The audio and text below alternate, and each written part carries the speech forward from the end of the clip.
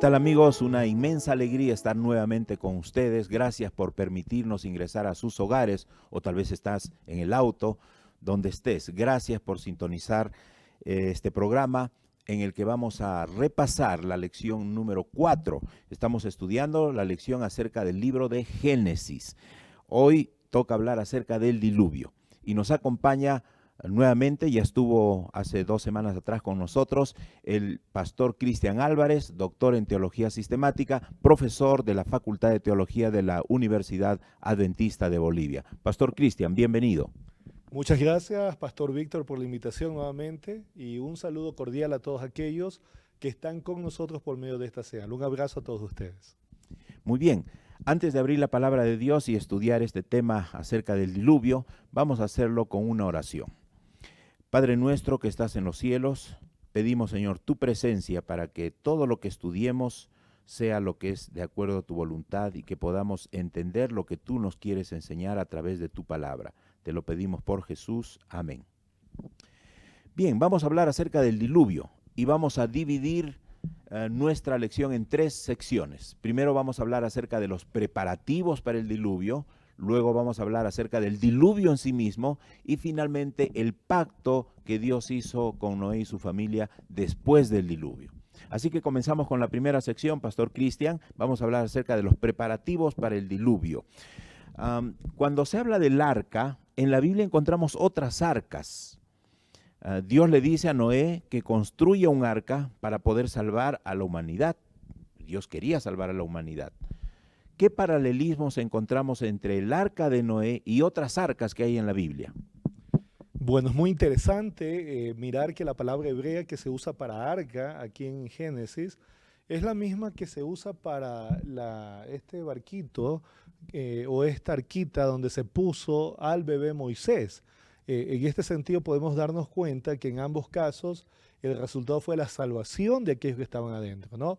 Y también la misma palabra hebrea se usa para hablar del arca del pacto, cuando Dios le dijo al pueblo pues que tenían que construir un santuario para él habitar en medio de ellos, y dentro del santuario iba a estar el arca, ¿no?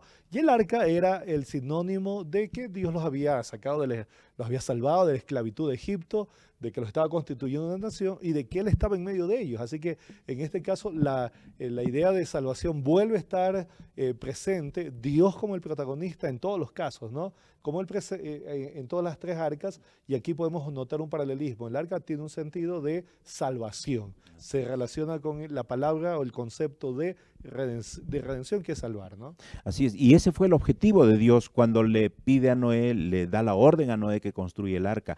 ¿Cuánto tiempo trabajó Noé y quiénes habrán trabajado en esa construcción del arca? El texto bíblico dice acá en Génesis capítulo 6, porque era mucha la maldad en esa época, que Dios determinó en su sabiduría acabar con esta generación. Era tan mala que Dios determinó hacer eso. Y el versículo 3 del capítulo 6 dice: no contenderá mi espíritu con el hombre para siempre, porque ciertamente les carne, más serán sus días 120 años. Es decir, Dios les dio un tiempo de gracia de 120 años. Y cuando uno mira el relato, uno puede ver que quienes trabajaron allí de manera clara, evidente, fue Noé, su esposa, sus 3 hijos, sus nueras, y por las declaraciones del Espíritu y Profecía, sabemos que hubieron otras personas justas que también habían en esa época, que ayudaron en la construcción del arca, pero que obviamente murieron antes de que empiece el diluvio. Antes de que llegase, exacto, el diluvio. Ahora, usted mencionó 120 años, ¿no? Es lo que menciona la palabra Así de Dios, es. 120 años de preparación del arca.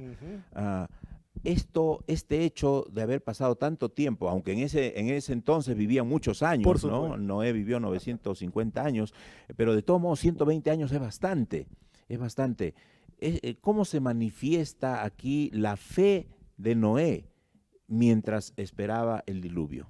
Él tuvo una fe muy grande, porque lo que Dios les dijo que iba a suceder era algo que nadie había visto hasta ese momento. Nunca había caído una gota de Eso agua. dice la Biblia, exacto, que la manera como ese ecosistema regaba sus plantas, humedecía la tierra, era por medio de un vapor que subía de la tierra. nunca había caído agua. Entonces cuando Dios le dice que va a llover, realmente se necesitaba mucha confianza en la palabra de Dios. Así que vemos a Noé actuando. El hecho de que Noé construye el arca, el hecho de que Noé se ve que es un hombre de fe, es el hecho de que actuó. Dice aquí Génesis capítulo 6, versículo 8, en medio de toda esa generación Noé halla gracia. Y luego el versículo 22 dice, y lo hizo así Noé, hizo conforme a todo lo que Dios le mandó. Fue obediente. Exacto, esta fue la prueba, la obediencia. Obedeció lo que Dios le dijo, confió en la palabra de Dios, no dudó. Aunque los científicos de la época podrían haber dicho, no, estás loco, porque eso jamás ha sucedido, no va a caer agua, jamás cae. Así que lo que tú estás diciendo es una imposibilidad. Pero él confió porque él sabía que el Dios que le estaba hablando era el Dios Todopoderoso. Así que para el Dios Todopoderoso no hay nada imposible. Él obedeció y esa fue la manera como probó que confiaba. Y creo que ahí se ve lo que es la verdadera fe, ¿no? Confianza y obediencia, ¿verdad? Porque esos 120 años Noé pasó trabajando, confiando en lo que Dios había dicho. Correcto. Y obedeció, ¿no? Es. Hizo conforme a lo que Dios le había pedido. Ahora, pastor, ¿qué nos enseña esto en cuanto a la función que nosotros tenemos ahora? Porque Noé anunció al mundo un juicio de destrucción a través del agua, de la lluvia. ¿Cómo esto nos enseña a nosotros la función que debemos cumplir de anunciar el juicio, de advertir a las personas acerca de un juicio venidero? Nosotros tenemos que recordar que así como hubo un diluvio, se acerca un juicio final sobre la tierra. Y Pedro nos habla de esto en 2 Pedro capítulo 3. Todo el capítulo está dedicado a hacer una comparación entre las condiciones que hubieron en el tiempo de Noé y las condiciones que vamos a tener nosotros en este tiempo. Y ustedes van a mirar aquí que el versículo 9 dice, el Señor no retarda su promesa, según algunos la tienen por tardanza, sino que es paciente para con nosotros, no queriendo que ninguno perezca, sino que todos procedan al arrepentimiento. ¿Cómo Dios invita a la gente al arrepentimiento? Por medio de la respuesta a la predicación. Es decir, la iglesia tiene la misión de llevar el evangelio al mundo. Este mensaje de arrepentimiento, de que viene un juicio final, de que se acerca el ajuste de cuentas sobre la maldad de este mundo, este mensaje tenemos que llevarlo a la gente. Tenemos que decirle a la gente que hay un arca de salvación, que es Cristo, que pueden aceptar a Jesús, que pueden entrar a su pueblo, que pueden prepararse para el día final. Y tenemos que invitar a la gente a que se arrepienta, tenemos que invitar a la gente a que acepte a Jesús. Por tanto, hay un paralelismo allí. Así como viene un juicio final, así como lo hubo en los días de Noé, viene un juicio final, así como Noé tuvo fe y confianza y obedeció, nosotros también somos llamados a obedecer la palabra de Dios en estos días, pero así también Noé fue un pregonero de justicia, y en otra parte la Biblia, tenemos que ser pregoneros de justicia, invitando a las personas a aceptar a Cristo mientras todavía hay tiempo. Así es, así es. Vamos a pasar a la segunda parte, pastor. Vamos a hablar del diluvio en sí, ¿no? El proceso del diluvio, el tiempo del diluvio. Hablando del diluvio, encontramos algunos paralelismos entre dos relatos. ¿Qué paralelismos hay entre el relato de la creación y el relato del diluvio? Hay algunos términos ahí importantes que se manifiestan en ambos relatos. Hay una palabrita que yo leí antes en Génesis 6:22, dice, y lo hizo Noé, hizo conforme a todo lo que Dios le mandó. Es interesante que el término que se usa aquí es el término hebreo asá. Y este término hebreo asá aparece en el capítulo número 1 de Génesis. Ese término asá, que significa hacer, ¿no? Aparece allí para hablar de la acción de Dios de hacer algunas cosas. Por tanto, podemos darnos cuenta que hay una relación lingüística entre lo que Dios hace y entre las cosas que se hacen aquí en el contexto del diluvio, ¿no? Por tanto, podemos ver que hay una relación. Es decir, el Dios que hizo la creación ahora, ¿verdad?, va a traer un diluvio, va a destruir por causa de la maldad, pero tenemos aquí un hombre que hace conforme a la voluntad de Dios, que obedece. Y nosotros podemos darnos cuenta aquí que así como para el comienzo tuvo que haber un orden, Dios fue poniendo todas las cosas en su debido lugar, acá Dios va a poner las cosas en su debido lugar por medio de traer un diluvio, ¿no? Destruye el mal para luego traer a la existencia una nueva, por decirlo así, un nuevo mundo, ¿no? Una nueva Una creación. nueva creación. Ahora, para que haya una nueva creación, Dios tuvo que destruir la Así creación es. anterior. Correcto. Habrá, pastor, habrá algunas cosas ahora en nuestra vida que necesitamos destruir para que Dios obre una nueva creación. ¿Qué cosas, por Bueno, si ejemplo, necesitan? nosotros hacemos esa aplicación a la vida personal, por supuesto Sí. que sí. Nosotros tenemos que, Por eh, ejemplo, ¿qué cosas debemos por ejemplo, destruir? nosotros deberíamos romper, por ejemplo, como dice Pablo allí en Hebreos 12, con el pecado que nos asedia. Ujú. Despojarnos de todo aquello que es un peso y que no nos permite correr la carrera cristiana. Por ejemplo, a veces estamos atados a prácticas, a costumbres, a hábitos que no queremos soltar, porque tal vez nos gustan, pero nos hacen mal.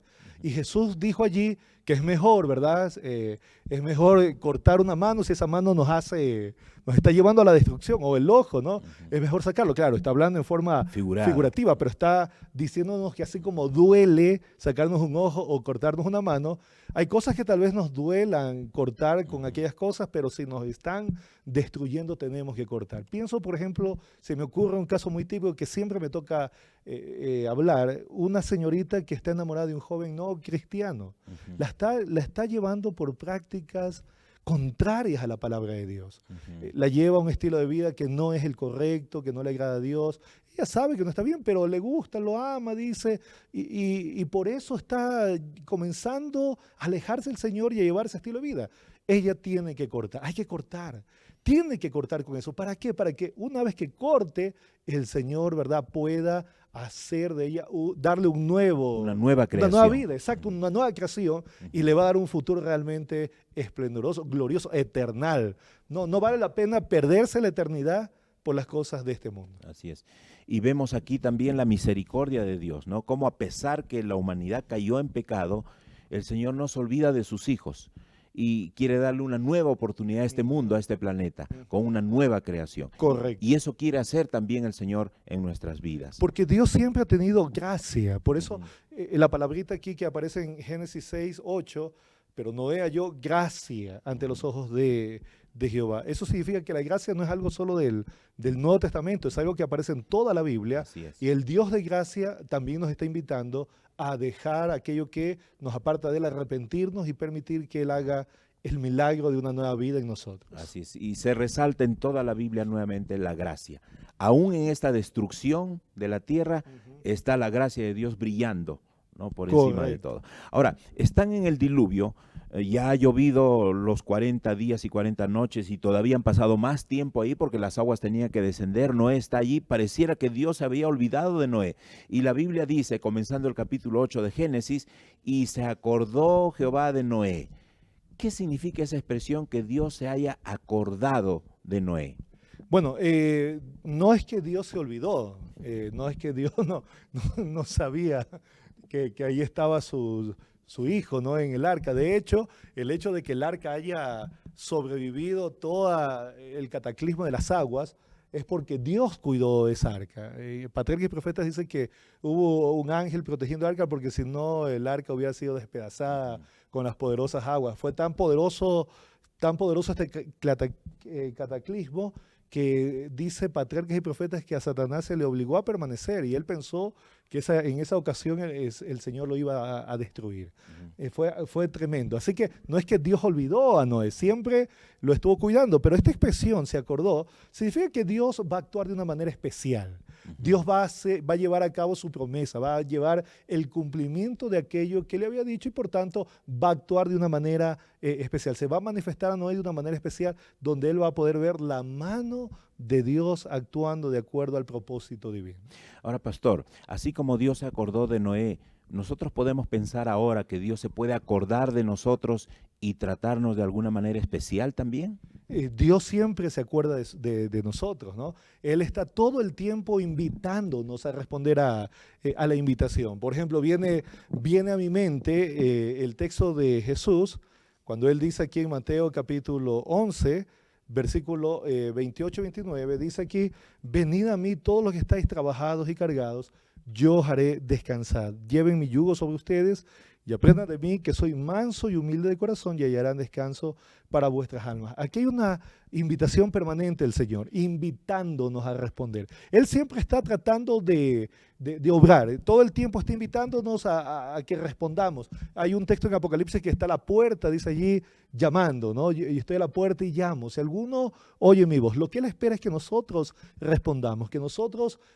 abramos la puerta, que nosotros vayamos a Él, que aquellos que todavía no han aceptado a Cristo lo puedan hacer, que aquellos que todavía no han dado el paso de la salvación, todavía están ahí pensando, debo aceptar a Cristo, no debo, y están divagando, no divaguen más. Este mundo va a la destrucción. Así como el mundo de los días de Noé fue destruido por causa de la maldad, este mundo va a la destrucción. Pero Dios no quiere que el pecador se pierda. Dios ama al pecador y por eso lo invita y todo el tiempo está tocando y tocando y tocando y tocando, y va a ser así hasta el final de la vida, ¿no? Dios va a estar llamando, llamando, llamando, llamando. Claro, no va a forzar. Eso es lo que Dios no hace. Dios es un caballero. Dios no quiere robots que lo sirvan automáticamente. Dios quiere respuestas de amor. El amor enamora, el amor conquista. Y Dios trata de conquistarnos. Y Él quiere que nosotros respondamos de manera voluntaria. Así que Dios está todo el tiempo acordándose de la raza humana, invitándonos, ¿verdad?, a que entremos en una relación con Él y que la mantengamos hasta el final de nuestra vida. Nuevamente se resalta y brilla la misericordia y la gracia de Dios, Así ¿verdad? es. En todo momento Correcto. la gracia de Dios está presente. Bueno, vamos a pasar a la tercera sección, tercera y última sección de este repaso acerca del diluvio, y vamos a hablar acerca del pacto que se produce después del diluvio.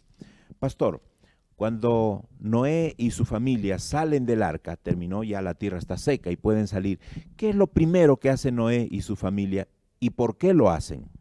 Bueno, aquí nosotros podemos darnos cuenta que Noé, dice el 8:20, edificó Noé un altar a Jehová y tomó de todo animal limpio y de toda ave limpia y ofreció holocausto en el altar. Lo que está haciendo aquí Noé es haciendo un altar de gratitud, está dándole gracias a Dios por la misericordia, y al mismo tiempo cuando ofrece este sacrificio, lo que él está proclamando al mismo tiempo por medio de estos sacrificios es el mismo recordatorio de que un día vendría un Salvador, porque cada holocausto que se celebra ahí en los tiempos bíblicos, de alguna manera nos está recordando que un día iba a venir un Salvador, un Cordero, ¿no? El verdadero Cordero de Dios. O sea, ahí también está ilustrado el plan de salvación. Está claramente ilustrado, porque así como estos animales, estos eran sacrificados, fueron sacrificados por Noé y puestos en un altar de holocausto, un día el Mesías, Cristo, iba también a ser sacrificado allí en la cruz del Calvario. Y por tanto aquí está ilustrado el plan de salvación. Así que aquí hay dos cosas. Por un lado, hay la gratitud de Noé hacia el Señor, ¿verdad? Por su misericordia, por su gracia al verlos salvados. Y en segundo lugar, al mismo tiempo testifica su esperanza, la esperanza de que un día vendría el Mesías, vendría el Salvador, aquel que salvaría al mundo de todos los pecados. Así es. Bueno, qué bueno saber que tenemos un Dios que se acuerda, y aquí tenemos a Noé y su familia ilustrando el plan de salvación y como gratitud también por el cuidado y la protección que Dios ha tenido con sus hijos. Otro tema interesante que surge de esta experiencia del diluvio, entran al arca 7 parejas de animales limpios, y ya se empieza a mencionar los animales limpios y los animales inmundos, que después lo vamos a ver en Levítico 11, ¿no? ¿Cómo afectó esta experiencia de estar más de un año en el arca en total, ¿no?, encerrados allí? ¿Cómo afectó la dieta en las personas, en los seres humanos de ese entonces? Eso es un buen punto, porque muchas veces no se toca todo el tiempo, ¿no? Uno tiene que recordar que cuando uno va a Génesis 1:29, la dieta era completamente vegetariana, era natural, ¿no? Después que entró el pecado, Dios añadió algunos vegetales también, pero no había autorización para comer carne. Pero como el diluvio devastó toda la vegetación, entonces ahora Dios va a permitir o va a autorizar por primera vez, y aquí lo voy a decir así de manera muy clara, como un caso de emergencia, la ingesta de carne. El versículo 3 del capítulo 9, 3 y 4 dice así: todo lo que se mueve y vive os será para mantenimiento, así como las legumbres y plantas verdes, os lo he dado todo, pero carne con su vida, que es su sangre, no comeréis. Por primera vez se está autorizando como un caso de emergencia, ¿no?, la ingesta de carne. Pero no podían comer de cualquier carne. ¿Cómo sabemos eso? Lo podemos saber porque cuando uno revisa en Génesis capítulo 7, versículo 2, dice aquí, de todo animal limpio tomarás 7 parejas, macho y hembra, más de los animales que no son limpios, una pareja, el macho y su hembra. Eso quiere decir que Dios ya estaba en su mente haciendo previsión. Previsión, exacto, de que el hombre cuando iba a comer carne no iba a tocar a los animales inmundos. Por eso solo metió una parejita, porque como no los iban Solo a tocar... para que sobreviva la especie. Correcto, nada más. Al no comerlos, al no tampoco sacrificarlos, no se iban a extinguir. Por eso bastaba una parejita, ¿no? Pero en cambio de los animales limpios, como iban a servir para comer y también para los sacrificios, entonces tenían que entrar 7 parejas. Así que ya aquí está la autorización de comer carne como un caso de emergencia, pero no de cualquier animal, solamente de aquellos que Dios había denominado ya como animales limpios.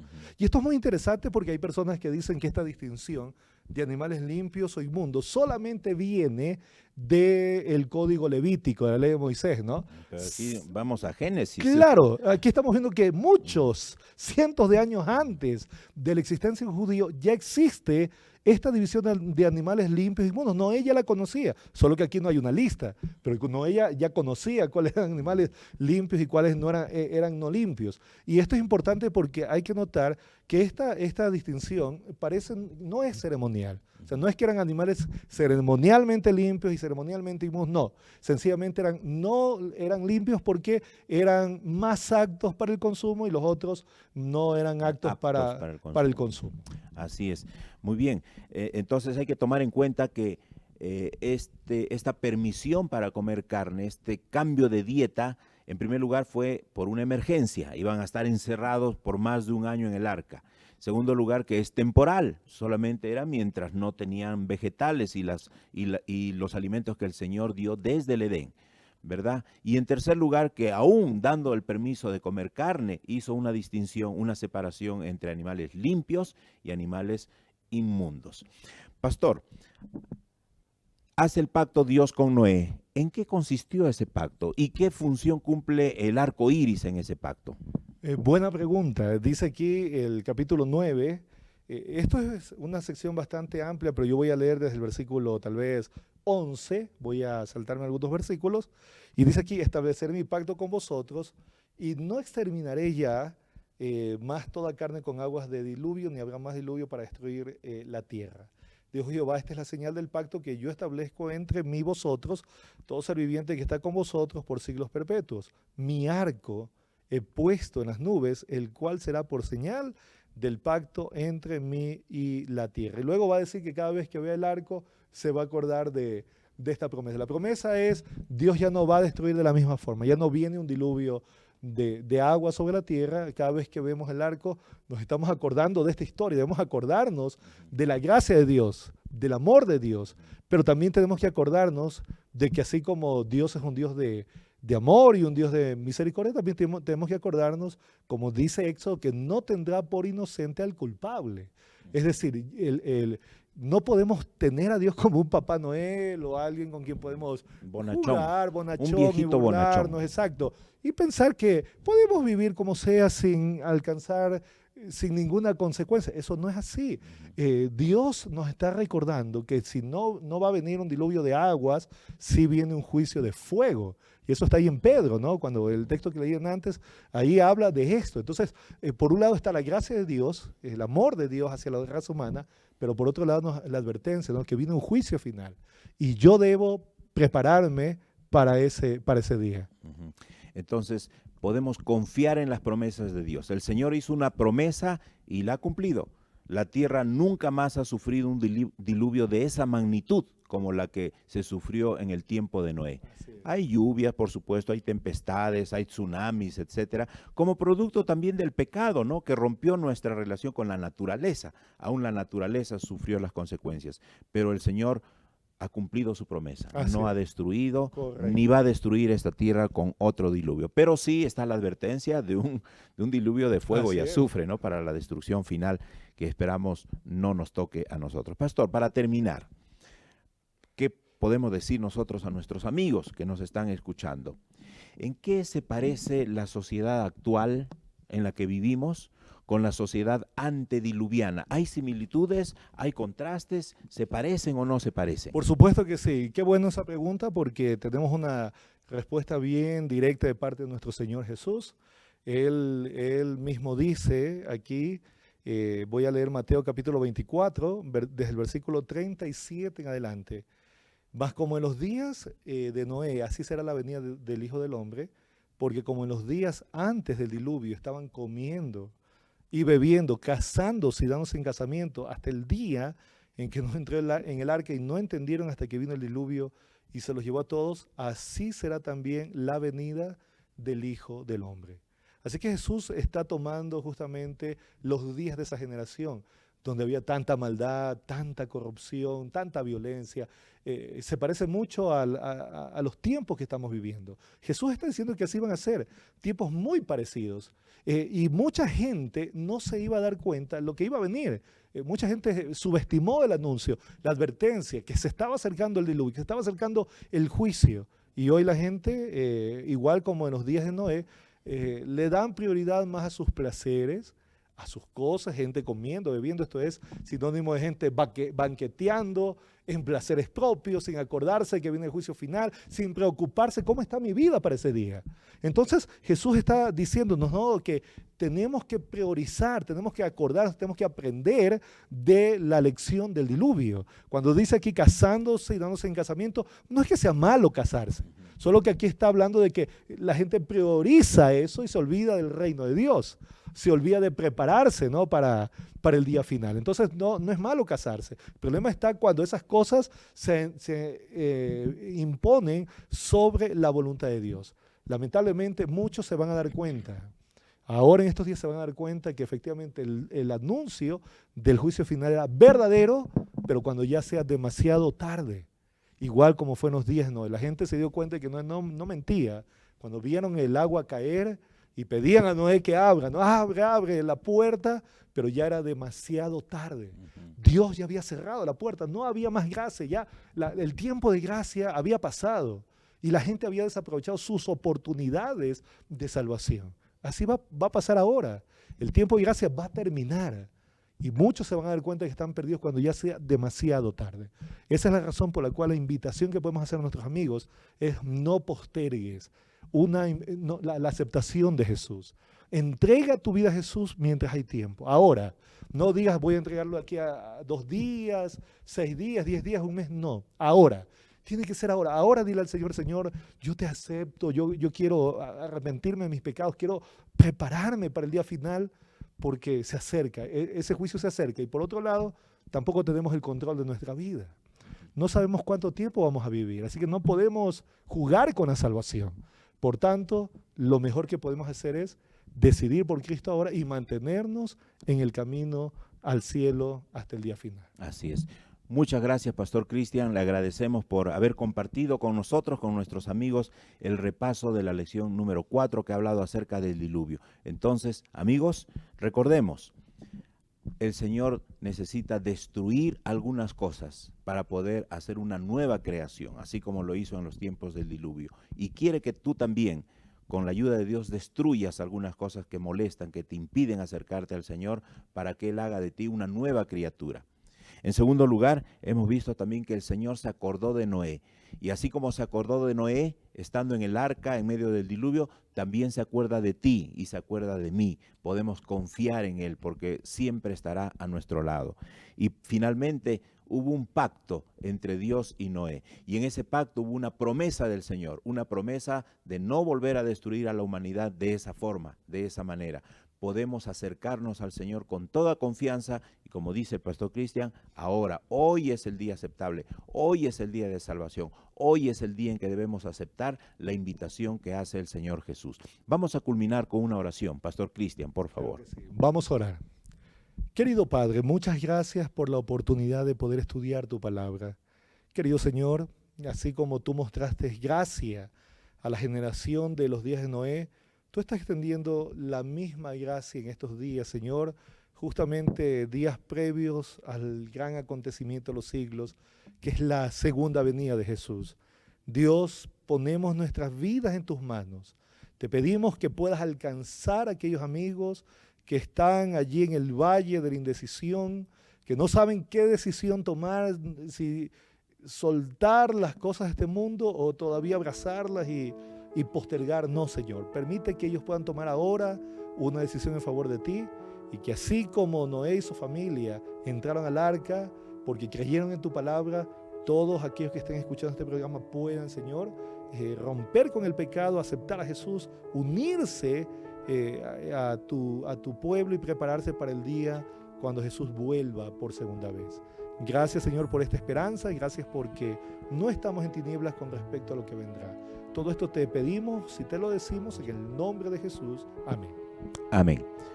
Amigos, los esperamos la próxima semana con la lección número 5 de esta interesante lección que habla acerca del libro de Génesis. Que el Señor los bendiga, que tengan una linda semana.